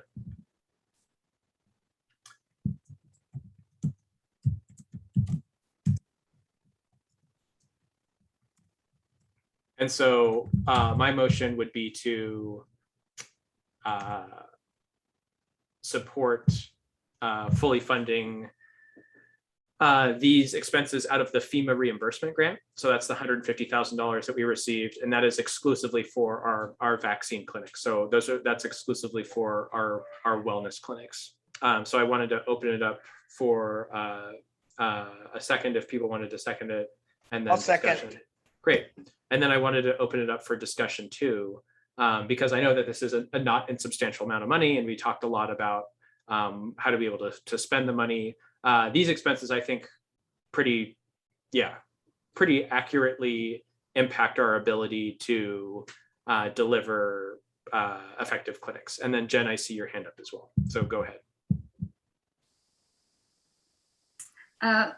Can you tell me again how long our contract with Illuvium in, and when does it begin? So it would begin retroactively in March, and it would go all the way through December, because that's when our FEMA grant ends. And then I'd like to do another contract with Illuvium if we continue doing vaccine clinics from January through June, which I imagine we will be doing because people are going to start getting booster shots pretty soon. And how long is our contract with Andrea? When does it end, and when do we pick up again? Until how long? December? So yes, so Drea's contract, she signed it in June and it lasts until September.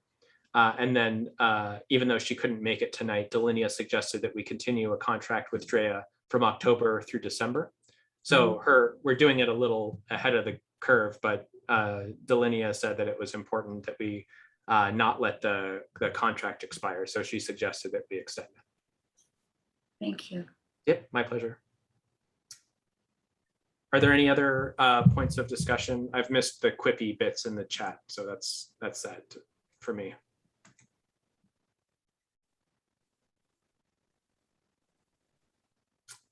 I also tossed in the link for Eugene Bleeds, and very much with the language that Jen had for gender inclusivity, regardless of people's gender identity. It certainly, Eugene Bleeds is inclusive of anyone's gender identity. And I love their tagline, helping people, period. It's just, it really resonated with me. So does anyone else have discussion for the motion? Nope. All right, I think we have just 7 of us, which we need to pass a motion. 1, 2, 3, 4, 5, 6, 7. And yeah, that duck may come off the roof quickly and swiftly.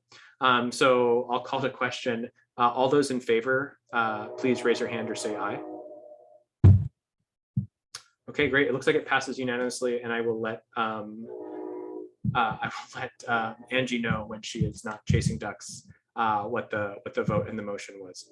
And with that, I will pass it to Stephen. Stephen, for those of you who are just joining this evening, has been working under the auspices of direction from a previous board chair to be able to pursue research into Whiteaker's history. And so I wanted to pass it on to Stephen. During our last board meeting, we came to consensus that the board needed additional time to be able to review the documentation and research that Stephen had been done before we determined a course of action. So Stephen, I wanted to pass it to you so you could kind of give a brief synopsis.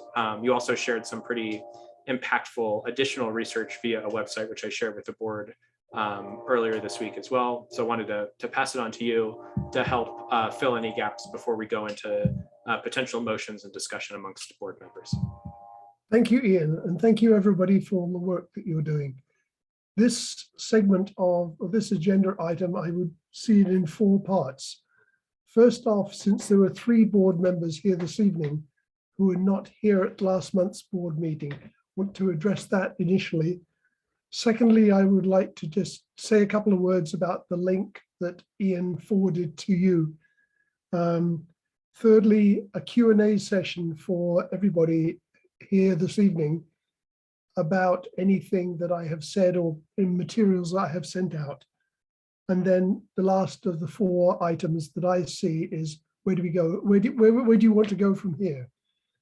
First off, the 3 board members who were not here last month Dan, I had a conversation with Dan. I met Dan at the old Whiteaker meeting room, looking at all the amazing project that Dan's doing, plowing through all that paper, and brought Dan up to speed with what we discussed at the last board meeting. Also, Claire was not here last month, and Margaret, I don't believe, was here last month. Wanted to ask Claire and Margaret if there's anything that that was in anything that I sent out before that you needed explanations on, any background on what I've been doing that you need before we open it up to general Q&A. I'm good. Thank you. And Claire? Yeah, I also don't need anything, but yeah, thank you for Okay. asking. The third item, second item, the NDN blog that I sent to Ian. This is a link to the blog that is very much the definitive location where everything that's known about Calapooya history is pretty much there. If it's not there, then there are links there to other places that have the information. So if you want to know more about the people who lived here before the settlers arrived, that's the place to go. That website, that blog, is maintained by Dr. David Lewis, who is a professor at Oregon State. He was formerly the director of cultural resources at the Grand Ronde Reservation. So he's somebody that we will almost certainly be working with going forward, helping us understanding the history. Thirdly, just did everybody see the post, see the link to that blog that was in the materials for tonight's meeting? Great. If you didn't see it, that's where you'll find it. It's a kind of blog where you can browse all over looking at different aspects of the history here. So moving on to general Q&A, anything about the materials I sent out? Any first impressions, any gaps that you thought were obvious and need to be filled? Probably not too much detail about suggestions of where we go from here, which probably should go in the next segment. It's more in the stuff that's been presented. Any questions and any gaps? I did have a phone conversation with Andrew, which went into some depth with the material. And as I mentioned at the last meeting, I am open to chat with you one-on-one if you prefer to do that. And also my email address was distributed by Ian, sjfr2@aol.com. So I'm always willing and available for one-on-one conversations on this topic, whether you're on the board or not. So general Q&A.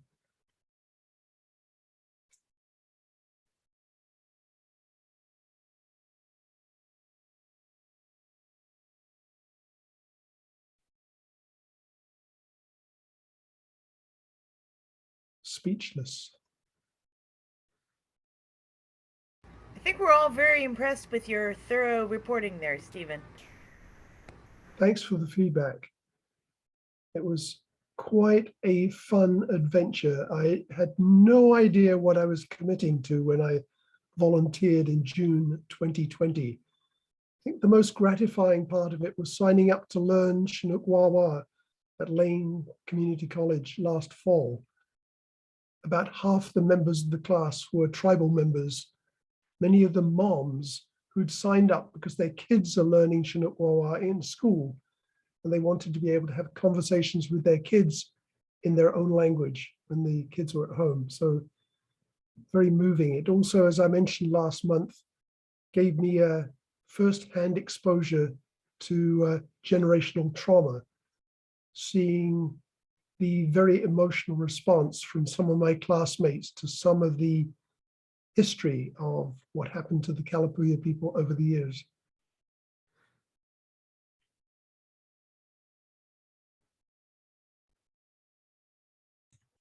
Ian? Yeah, I have a quick comment.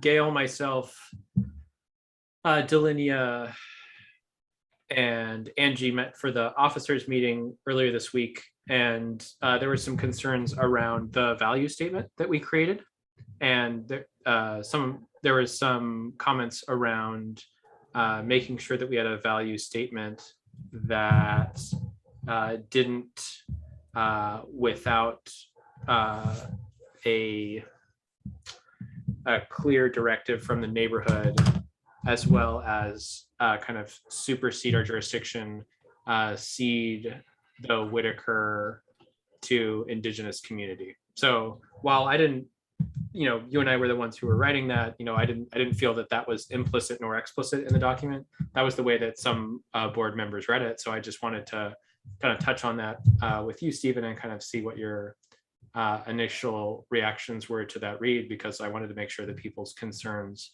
were incorporated and considered, even though these are all just draft documents, right? The board has not taken any formal position on anything that you've produced. But yeah, I just wanted to kind of sunshine that and see what your impressions were. My impression is it's a reasonable leap of logic to make.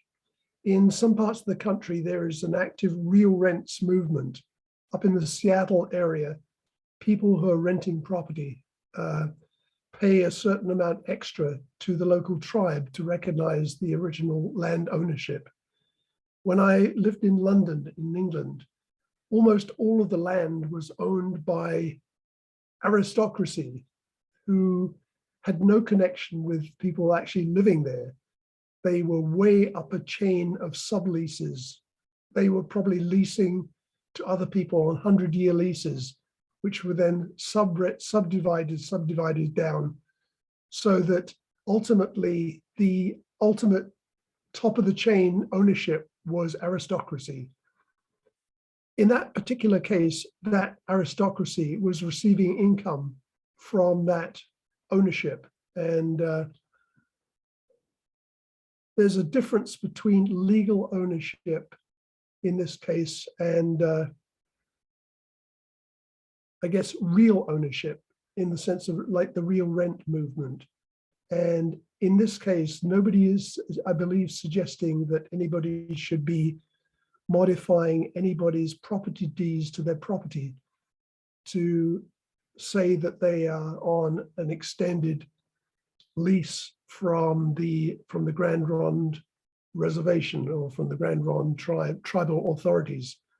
However, it is definitely a conceptual area of law and real estate and cultural history that has been explored at length in various parts of the world, including Maine, where many thousands of acres were in fact transferred back to the local tribe in Maine as part of the land back movement. If you search on hashtag land back, you will find many organizations working on returning land, or at least the use of land, to the original tribal members. So it's a huge subject, and one that is definitely on the periphery of everything that anybody is doing in this particular area. I hope that gives some additional insights into that particular possible interpretation of a value statement. Thank you for that, Stephen. We've got Gail in the queue up next, and then Andrew, you're on deck. Gail? This is a complicated situation for me as a property owner in the Whitaker. I am not an aristocracy. I am someone who worked very hard to get from where I was living in a van to where I am owning a house. And as a property owner here in the Whitaker neighborhood, I don't think that it would be wise for me from a legal standpoint to sign on to a values document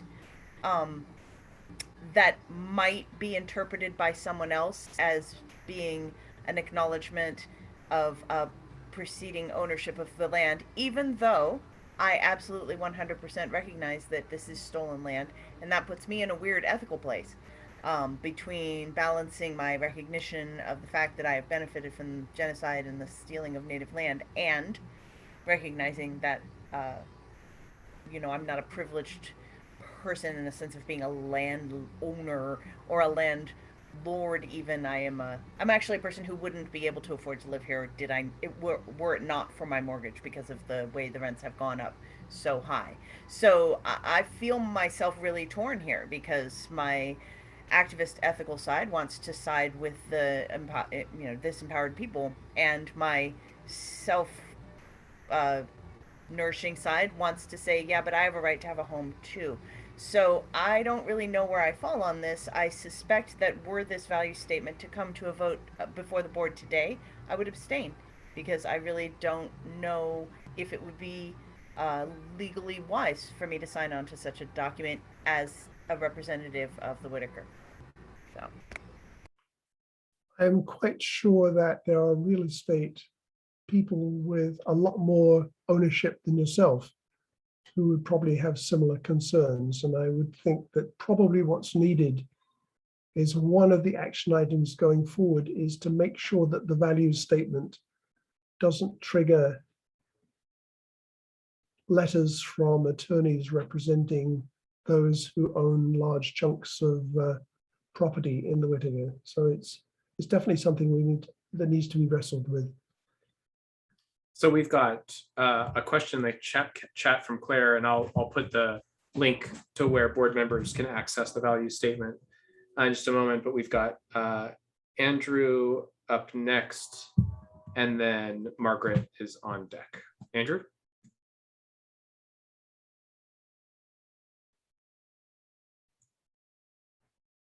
Andrew, you're muted. We can't hear you.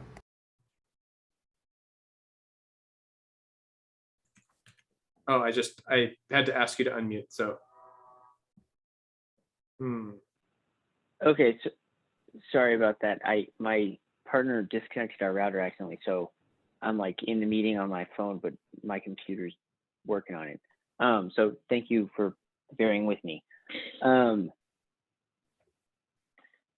Sorry, lost my train of thought. So I guess what I'm thinking is maybe a couple things. One, we almost certainly have no power to recognize any kind of like land claim or anything, so I'm not super concerned about that. But I do appreciate that people are concerned. I'm wondering if we're maybe getting out of order, and I don't necessarily have an opinion. I'm just kind of wondering that a value statement about how we want to work with the California community, we haven't really committed to any kind of like process or anything around like doing anything with potentially exploring a name change. And I'm wondering if we need to figure out more like the process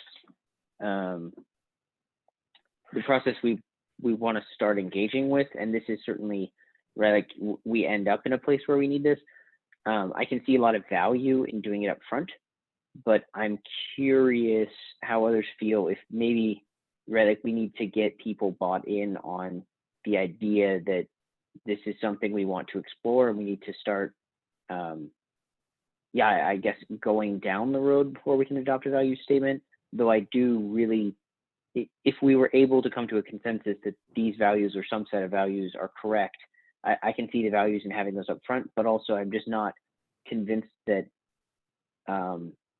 people maybe outside of this out of this immediate small conversation are aware that this is even starting. So I guess I'm just wondering if there's more work to do before we really start working on a value statement. But I don't know. It's just a question. I'm curious if there may be just two pieces to this, and we can tackle one of them first. That we are committed to an exploration of the issue of the name of our neighborhood, before we get here. I don't know. Listen, I'm curious about other people's thoughts. Yeah, and I see Jen's hand up and Stephen's hand up as well. So I wanted to give Margaret a chance to chime in before we went to Jen and Stephen. Margaret? So it's a very complicated situation. And I as well, I mean, I understand what happened here, and I understand that the land that we live on, you know, was stolen, was lost in a war. I mean, you can put it a million different ways. We're living on land that was taken from a tribe of people, and I get that.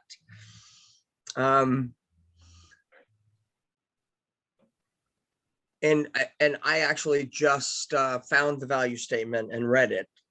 So I'm still kind of letting it sink in. First of all, for me, we're a board that represents a neighborhood, and we represent a wide, diverse group of people. So for us to release a value statement and say, hey, this is what we think, isn't really being fair to the people that live in the neighborhood, because we're not taking their ideas or what they think into consideration. We're not asking them their opinion, anything like that.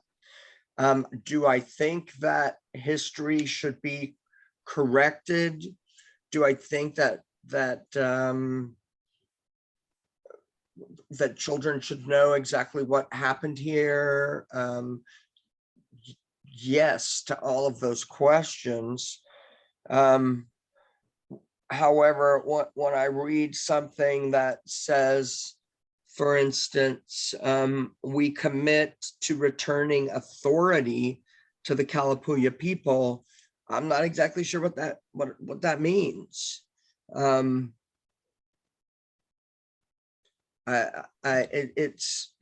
There's a lot of depth, and I can see all the work that you did, Stephen.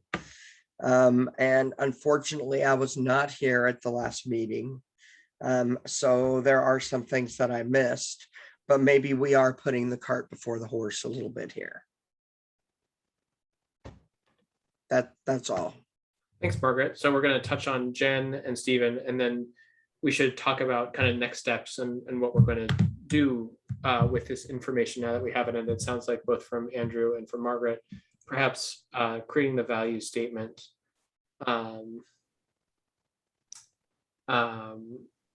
might be a little too advanced.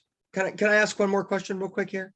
Just so I can catch up a little bit. Is this basically just about renaming the neighborhood? Is that what we're talking about here? Or am I reading more? And so I'm reading a lot more into the statement than just renaming the neighborhood, correct? And opening up a conversation with the tribes. Stephen, do you want to take that one? Yeah, it is much bigger than any suggestion which was raised by a council member in June last year of had we considered renaming, and we're a long way from that. At the meeting last month, I described this process as open heart surgery. I didn't mean physically a heart open. What I meant was, in order to live in a community, in a county, in a state that has so many people with so much generational trauma, so many people who are terrified, I use that word advisedly, of potential white supremacist backlash as a result of things that have happened in the past. It's very difficult to live in a community with people who've suffered this without, to some extent, closing our hearts to make it possible for us to live here. The process that we're going through is exploring all of the issues and more that we've just spoken about this evening. And at the end of the day, the world or the community that we're living in should be in such a way that those who are sensitive to such things do not have to keep their heart closed to cut themselves off from this pain that so many other people are suffering. So it's that's why I referred to it as open heart surgery. It's there's a kind of cryptic reference to that in the minutes of last month, but that was what I was trying to express. I found the process myself has been very painful, even though I have not lived in this country all my life, and I've only been living in Lane County for 2.5 years. Still, the awareness of what white privilege means and what that means to other people at their expense for the white privilege that I enjoy is something I have never really appreciated before. And this was brought to me very clearly in these conversations I had. So it's not about land ownership. It's not about, it's about human beings living together, human beings with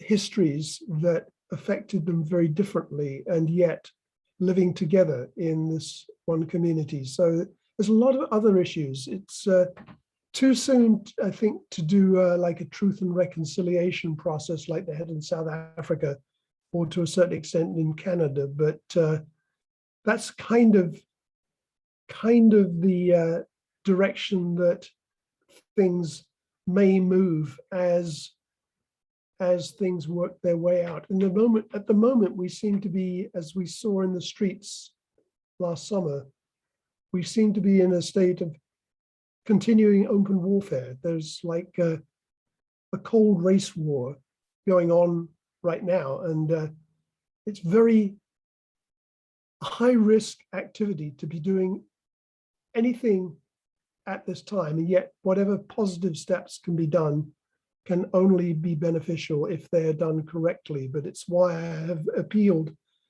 for time and thought and intention to be spent on this and not rush into votes and gallop into things. That value statement really needs to have the word draft or proposed or something like that. It does. At the very top, it says draft. Okay, good. Yeah, that nothing that has been proposed to this point. I would like to ask Ian to give a little bit more context. Ian gave me the international context for what's being done elsewhere and presented a first draft for us to discuss. And I wondered if Ian could tell us whether he picked up how other communities or other countries have used documents like this in the process that they undertake. Yeah, certainly. So it's 9:02 right now. So I just want to see if people are free for another 5 hours so I could give the international context for Canada and Australia. No, I just really quickly, I put this document together after doing research for what the government of Australia is doing with Aboriginal communities across Australia, as well as the government of Canada is doing with various Native tribes. And there is a truth and reconciliation process, much in the same way that Stephen did, but it's a very different process too.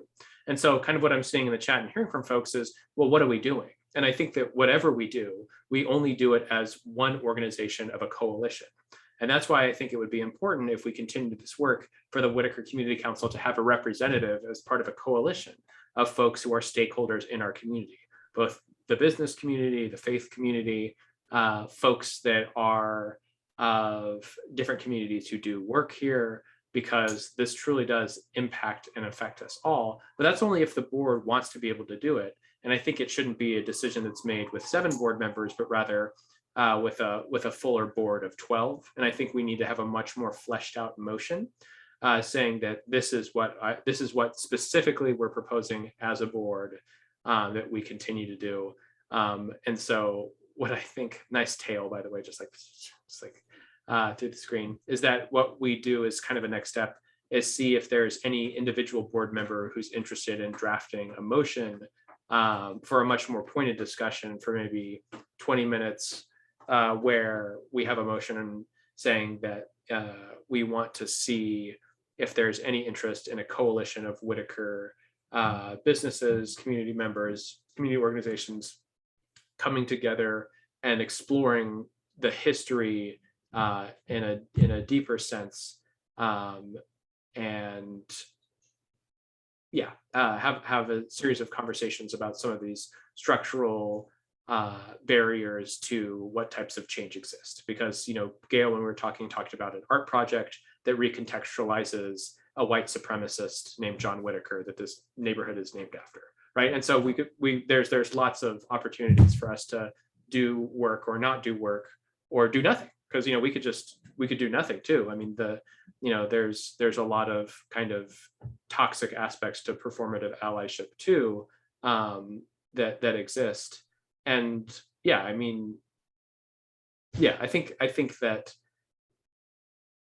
whatever work has been done by Stephen certainly will not be lost, because it informs all of us as a board. It's very different, but the work that's been done on the charter, yeah, if you really want to check out some of the autobiography statements, he's like a really not good dude. I'm sorry I'm laughing, but he's just like, he's a bad guy. He's not a good dude. It's not often people that provide such documentation of. Totally right. So, he was like, "Dear diary, I'm a monster." like it was just horrible. It's handwritten, so there's no question that it wasn't him writing. Right. It was because it's his handwriting. We've seen his letters to friends and political cronies, and there's so much we don't know about it. Maybe there's some redeeming feature that he had that we haven't found yet, but I haven't found it yet. Yeah, and he was consistently not cool either. So I want to go to Jen because she had her hand up, and then I want to kind of close out tonight with just some thoughts about how we potentially move forward. So Jen, I apologize. I did see your hand up, and so I wanted to make sure that you had the last word on this before we close out the meeting, because we are going over time. I think with everything said, I need to just take it all in, because there isn't any real definition. It's like the preamble, the story, the introduction, some of the history, and that's a lot of emotion.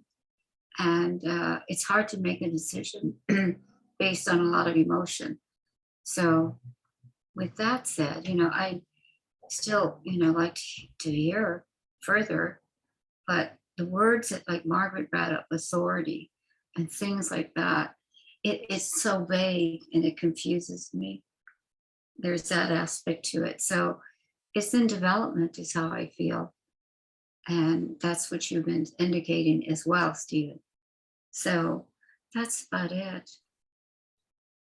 Thanks for the feedback, Jen.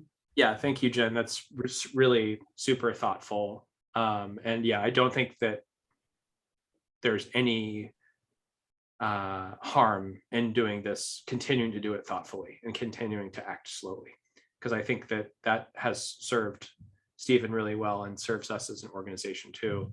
So I think that it might be best if we came back maybe not in September, but in October with a motion, and took the next 2 months to be able to really read the briefing documents super deeply, and to make sure and hold ourselves accountable that we're reading this deeply, and in the interim be able to draft motions for those of us who are interested to talk about potential paths forward. Ian, I will not be around for the board meeting in October, sorry. Okay, so if you want to give us your glasses, we'll try to find a Stephen replacement and put those on someone. Claire, you have your hand up. When you say briefing documents, are you talking about the documents that are housed within the shared folder from Stephen? Yes, it should be in the Whiteaker History Project, and there should be 4 documents. There's autobiography of John Whitaker. There's an appendix or additional quotes. There's kind of a document that goes into the work that Stephen's done, and then there's the value statement that we shared as well. The last page of the progress report was a list of things that are still need to be done before really we go anywhere. It's quite a lengthy list, several months worth of stuff there, I think. All right, so Margaret's yawning, which means that we're past time right now. Claire, I see your hand up really quick. One more quick question. I'm just wondering, who was the board member who initially brought this all up? You mentioned, Stephen, someone had mentioned this last year about a name change. I was just curious who that was. It was in public comment, and it was not from a board member. No, it was a gal. I can't remember her name. I was at the meeting, but she was extremely passionate. Do you still talk to her, Stephen? she was leading the Know Your Neighbor program. Megan, she lives on the next street over from Adams. Megan Kemple. Clark. Megan Kemple, she leads the Know Your Neighbors project. And she, as you say, was passionate. And I have stayed in touch with her and went for a walk. And we talked about where I was at about 5 or 6 months ago. And so I've been keeping her, I brought her up to date with where things were going. She made some additional introductions for me that really didn't go anywhere, but that came from, it didn't come from a board member. Thank you for all your hard work.